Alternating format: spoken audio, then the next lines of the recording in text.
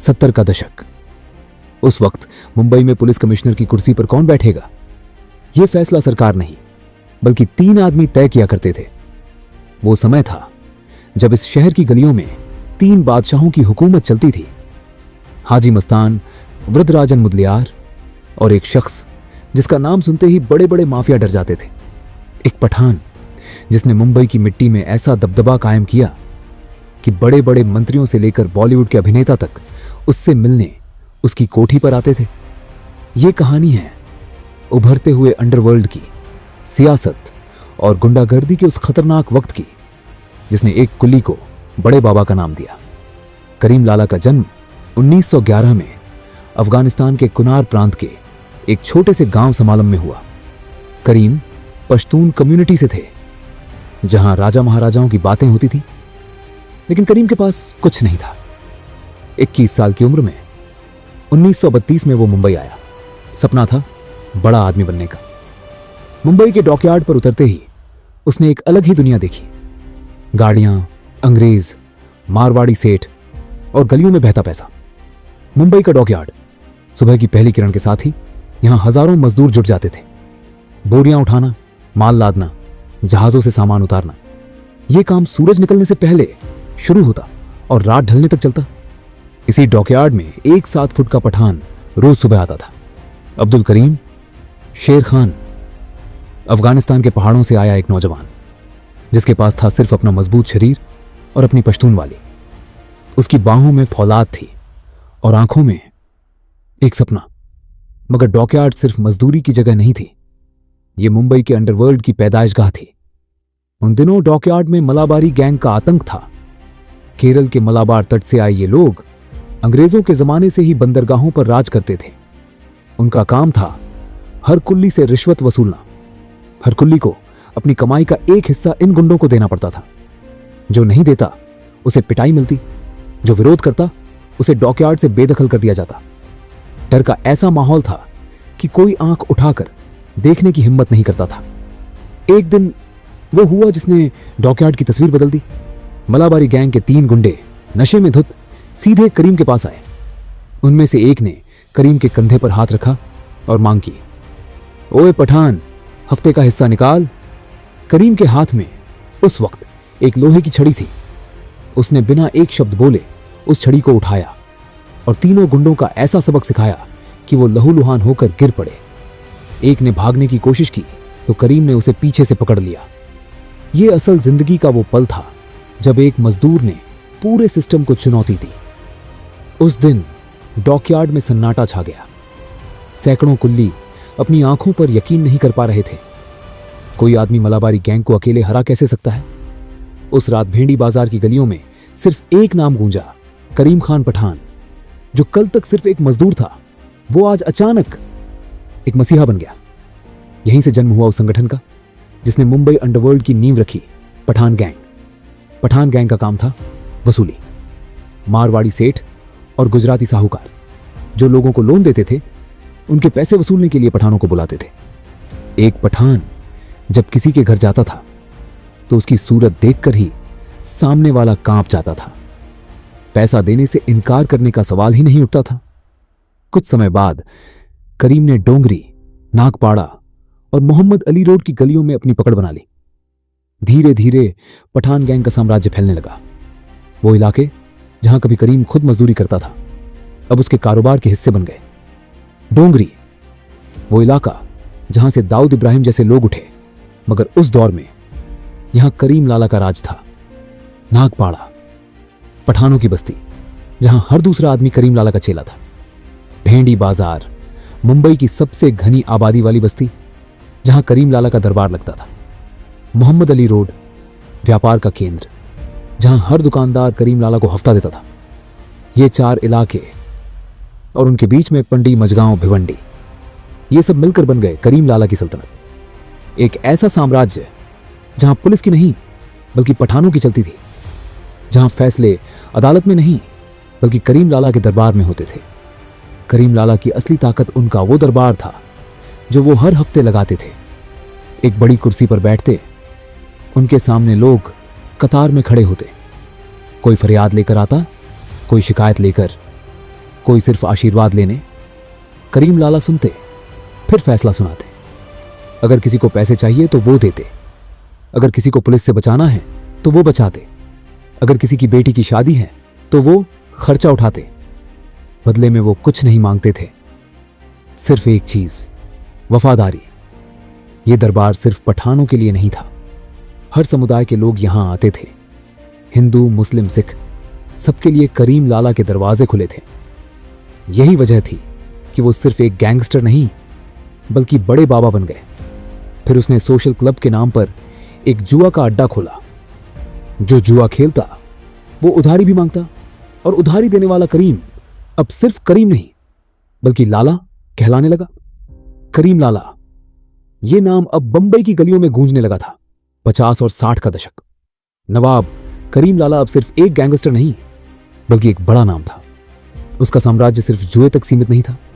सोना, हीरे, चरस की तस्करी, शराब की अवैध बिक्री, जमीनों पर कब्जा, सट्टा और हफ्ता वसूली, नकली नोट और ड्रग्स, उसका कारोबार हर तरफ फैल चुका था। उसने कई होटल और प्रॉपर्टी खरीद ली। अल करीम और न्यू इंडिया होटल उनकी पहचान बन चुके थे। करीम लाला की ईद की दावतें मशहूर थीं। पूरी मुंबई के नामचीन लोग उनकी महफिल में शामिल होते थे। फिल्मी सितारे, सियासी ठेकेदार, बड़े बड़े व्यापारी, सब उनके साथ तस्वीर खिंचवाने को बेताब रहते थे। कहा जाता है कि अमिताभ बच्चन की फिल्म जंजीर का मशहूर पठान किरदार शेर खान असल में करीम लाला की ही शख्सियत से प्रेरित था। मगर सिर्फ फिल्मी सितारे ही नहीं, बड़ी बड़ी सियासी हस्तियां भी उनके संपर्क में थीं।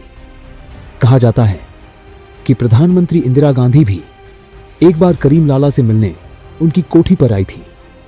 उन दिनों मुंबई में कांग्रेस की सरकार थी और करीम लाला उनके करीबी माने जाते थे। उनके पास वो ताकत थी कि वो चुनावों में नतीजे बदल सकते थे।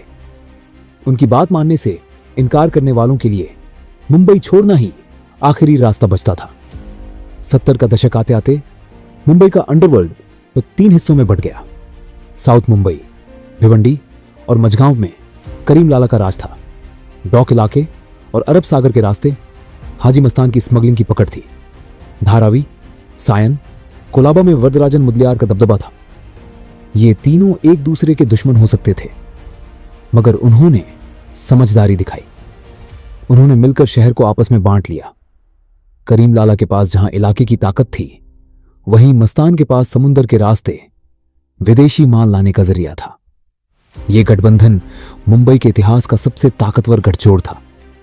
तीनों ने मिलकर तय किया, कोई एक दूसरे के इलाके में हस्तक्षेप नहीं करेगा, कोई एक दूसरे के आदमी को नहीं छेड़ेगा। अगर किसी बाहरी गैंग से टकराव हुआ तो तीनों मिलकर सामना करेंगे। यह अनकहा समझौता था, मगर इतना पक्का कि उस दौर में मुंबई की सड़कों पर अंडरवर्ल्ड की वजह से खून खराबा कम ही होता था। पुलिस भी इन तीनों के आगे बेबस थी, क्योंकि ये तीनों मिलकर शहर की सियासत को कंट्रोल करते थे। मगर इस गठबंधन में सबसे बड़ा नाम करीम लाला का ही था। वो उम्र में बड़े थे, अनुभव में बड़े थे और अपने समुदाय की वजह से सबसे ज्यादा खूंखार माने जाते थे। हाजी मस्तान भले ही स्मगलिंग का बादशाह था, मगर करीम लाला के सामने वो भी अदब से पेश आता था। मगर 70 के दशक के आखिर में डोंगरी की गलियों में एक नया लड़का उठ रहा था, पतला दुबला मगर आंखों में तेज। नाम था दाऊद इब्राहिम। उसका बाप पुलिस में था, मगर बेटे का मन पुलिसिंग में नहीं बल्कि अंडरवर्ल्ड में लग रहा था। दाऊद ने छोटे मोटे कामों से शुरुआत की, मगर उसकी निगाहें बड़े मुकाम पर थीं। वो करीम लाला के इलाके में भी पैर पसारना चाहता था, और यहीं से शुरू हुआ वो विवाद जिसने मुंबई अंडरवर्ल्ड की नींव हिला दी। कहानी मशहूर है। एक दिन दाऊद इब्राहिम अपने कुछ साथियों के साथ करीम लाला के इलाके में घुस गया। बात बढ़ी और सीधा टकराव करीम लाला से हो गया। करीम लाला ने अपने उसूलों के मुताबिक उस नौसिखिए को सबक सिखाने का फैसला किया। कहा जाता है कि करीम लाला ने खुद दाऊद को पीटा था, सरेआम गली मोहल्ले में। 1 फुट के पठान के सामने उस वक्त का दुबला पतला दाऊद क्या टिकता। यह वाकया दाऊद के जहन में इस कदर बैठ गया कि उसने कसम खा ली कि वो करीम लाला को मिटाकर ही दम लेगा।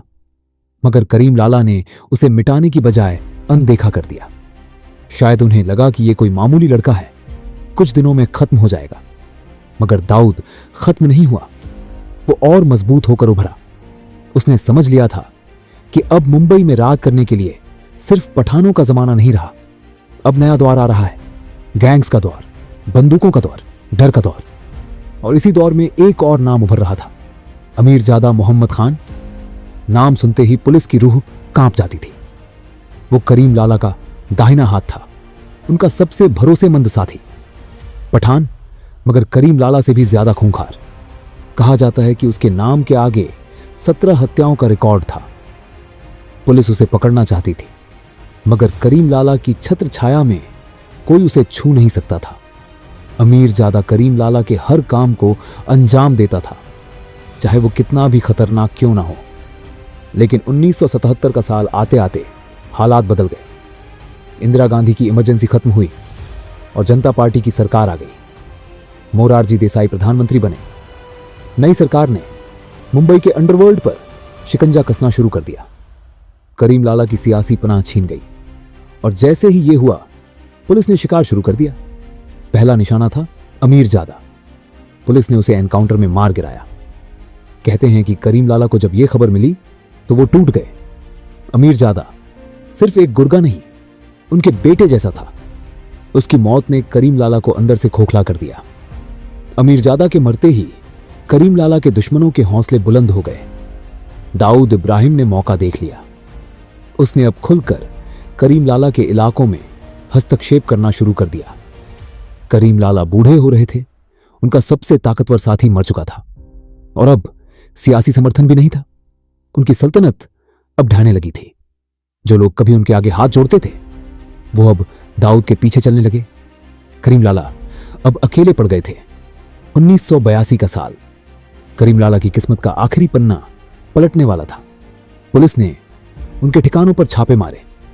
भिवंडी से लेकर पंडी तक हर जगह पुलिस ने उनके अड्डों को तहस नहस कर दिया। मुंबई पुलिस के तत्कालीन कमिश्नर जूलियस रिबेरो ने करीम लाला के खिलाफ मोर्चा खोल दिया। आखिरकार एक दिन करीम लाला को गिरफ्तार कर लिया गया। वो 7 फुट का पठान, जिसके सामने कभी बड़े बड़े कांपते थे, अब पुलिस की हिरासत में था। उन पर मुकदमे चले, केस दर्ज हुए, मगर ज्यादातर सबूतों की कमी की वजह से खत्म हो गए।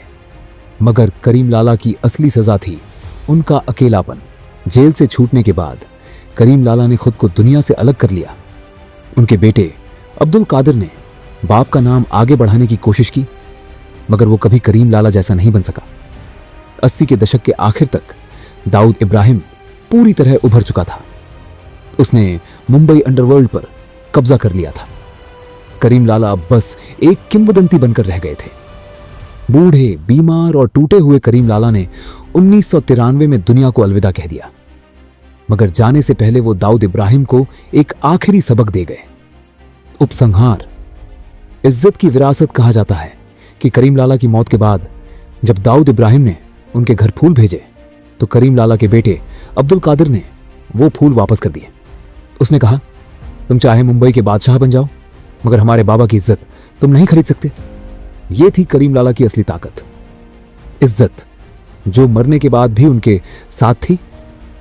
करीम लाला को आज भी पुरानी मुंबई के लोग भूले नहीं हैं। उनके नाम पर आज भी पंडी, मझगांव और नागपाड़ा की गलियों में बड़े बाबा की चर्चा होती है। उनका इलाका, उनकी मस्जिद